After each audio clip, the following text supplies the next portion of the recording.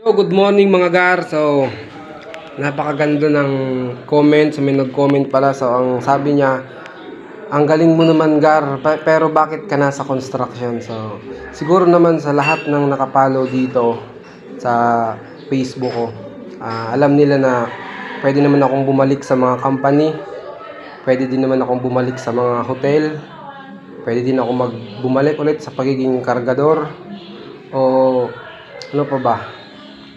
Basta bakit daw ako bumalik sa construction? So, sa totoo lang kasi, kaya ko din naman mag-business ulit, no? Kasi galing na din ako doon, then, so, tinigil ko lang siya.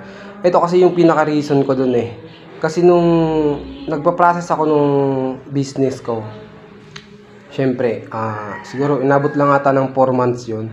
So, goods naman siya, kumikita siya, pero itinigil ko yun kasi may mga decision din tayo na, kumbaga, once the opportunity come, grab it. Yun yung sabi sa akin ng kuya sen ko dito sa Tabaco. So, ginagrab ko sana dati yung mag-abroad ngayong taon, pero hindi pa siya natuloy kasi may proseso naman talaga yon. Then, syempre, hindi naman pwedeng umasa ako dun sa kinita ko dun sa parisan ko, no? Hindi naman kasi ako, yung mindset ko kasi iba, katulad dun sa ibang nakikinig nito. Iba kasi yung mindset ko. Yung iba kasi, pag nasa mataas na silang posisyon, tapos bumaba sila, nahihiya na sila.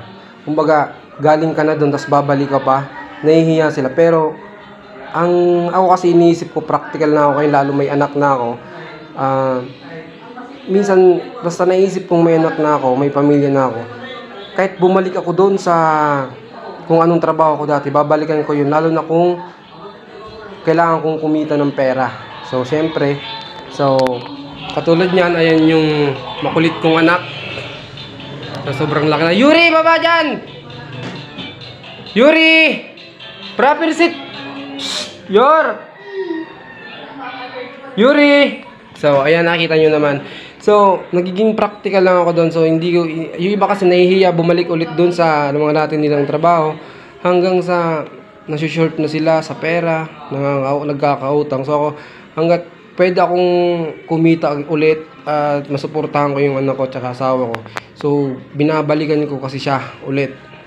So, ang ganda ng tanong niya kasi, alam mo brother, nung bumalik ako sa construction, doon ko lang ulit na nakita yung mga sinayang ko doon sa magagandang trabaho ko noon. Kasi kung tutusin, kumikita naman ako sa malinis na trabaho katulad nung sa hotel. So hindi siya masyadong kalakihan yung sweldo, pero malinis yung trabaho doon. Then talagang madedevelop din yung personal mo, kung paano ka mag-approach sa tao at magkaroon ka ulit ng ibang mga kakilala sa hotel. So nung bumalik ko sa construction, doon ko lang siya na masyado ko palang inabuso yung mga magandang dumating sa akin na trabaho. So kasi pagpasok ulit sa construction, kung tutusin, may skill naman ako pagdating sa pagpipintura, pero nung nagsimula ulit ako doon sa isang project nung boss ko, nilagay niya talaga ako doon sa mababang posisyon sa labor. So legit talaga, halos 12 hours kami nagtatrabaho doon, pahinga lang kakain. So nandun yung na-realize ko ulit na sobrang hirap pala talagang bumalik sa ganitong trabaho. So kailangan ulit bunuin yung mga 3 or 4 na taon doon para maging skill ka ulit sa ibang posisyon tulad ng mason, welder o ano pa man. So maraming nangyari noon pagpasok ko sa construction, kaya ang gandang tanong mo to pare. So ito lang, so hindi naman kasi lahat pinapalad agad sa negosyo. Ayun, nagsisimula ulit. Pero salamat sa tanong mo pare. Sana makuha mo yung point ko dito sa video na to. Yo, salamat gar.